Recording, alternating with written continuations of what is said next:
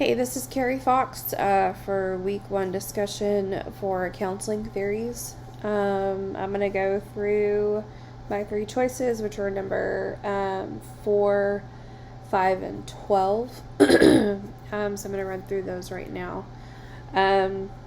Number 4 is about Amy. She's completed an observation with a 6th grade student that teachers have described as crazy.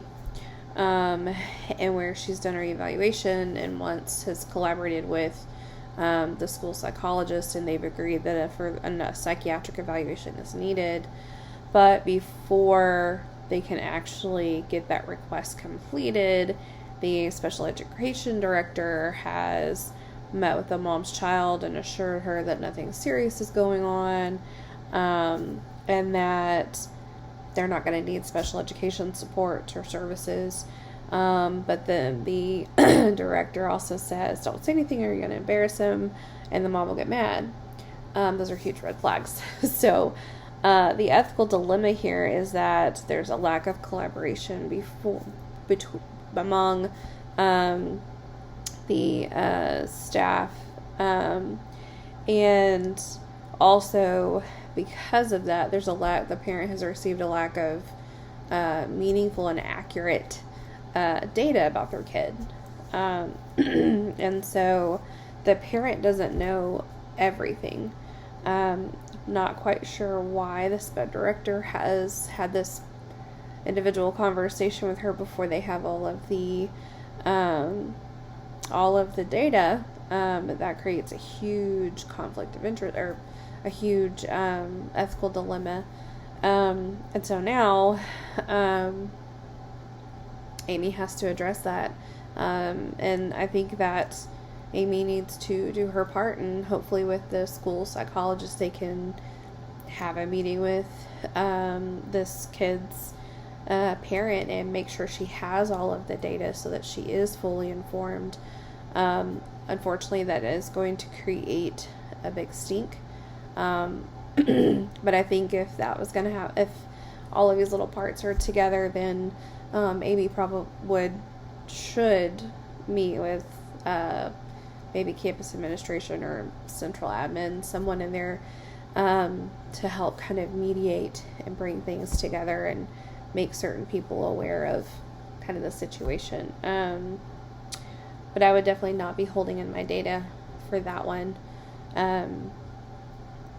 I have not had something like this specifically happen. I've had it where a parent has kind of overstepped or completely gone all the way to the top of the ladder directly to our SPED director, and because the child's failing, the teachers, everybody's being blamed. The kid's not really being held accountable. And so when the teachers are like trying to hold the kid accountable and the mom doesn't like it, has gone straight to the SPED director. And so, fortunately, our SPED director kind of came in and, looked at everybody's documentation, conversations between them and the kid,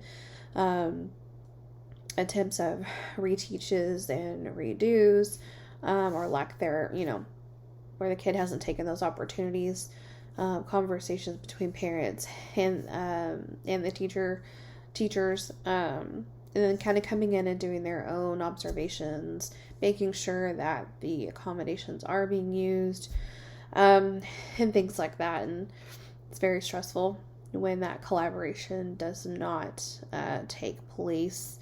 It makes people look incompetent, and it's a lot of hoopla that it doesn't need to be happening. All right, so number 5, the superintendent is asking about counseling progress of a child. They have been extremely aggressive, and they received a letter from a group of parents stating that the child is a risk to other children and should be expelled. Had something similar like this happen before, but through own evaluation, the child doesn't indicate that any of this is the case.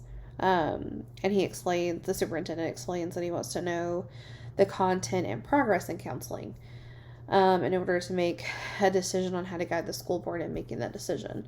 The dilemma here is confidentiality. When it comes to confidentiality, what the student says stays in your office, stays between the two of you. Even with parents, you can give thematic information, but you can't give specifics. And as a principal coming in and asking for that information, that's definitely a big old no, or even the school board. I think for any of that information to be released, there would have to be some sort of court document subpoenaing that information for that to happen. And I would, in some very eloquent and professional wording, make sure I reiterate that information to the principal. And they probably already know. But I would definitely be restating that information and denying that request.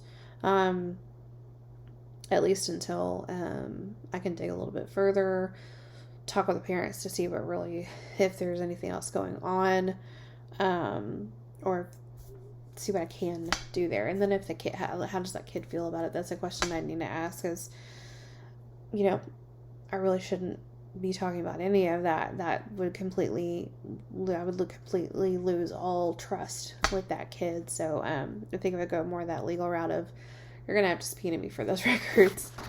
And then number 12, consulting with the school district, working with 4th grade teachers and child-related issues with that at that school.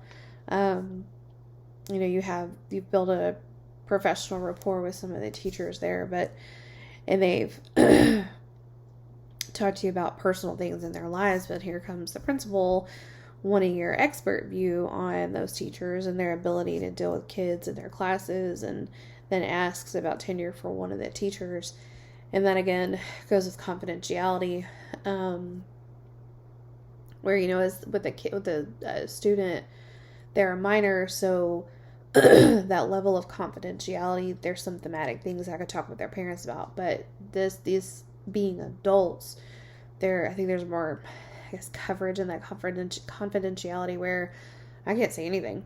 That would be a big no. You can't say any of that. That's between you all.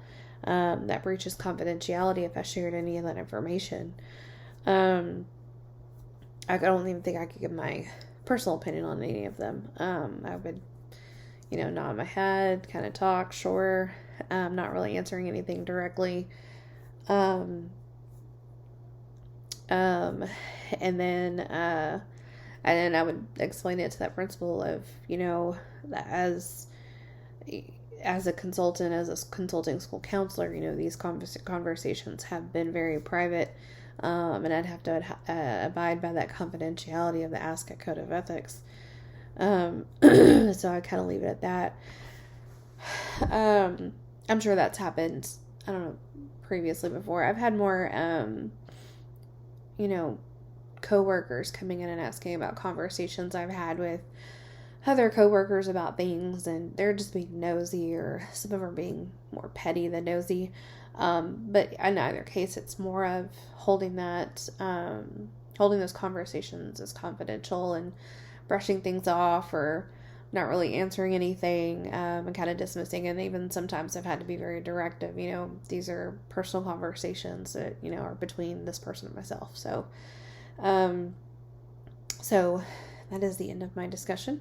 And I'd like to hear y'all's take on these.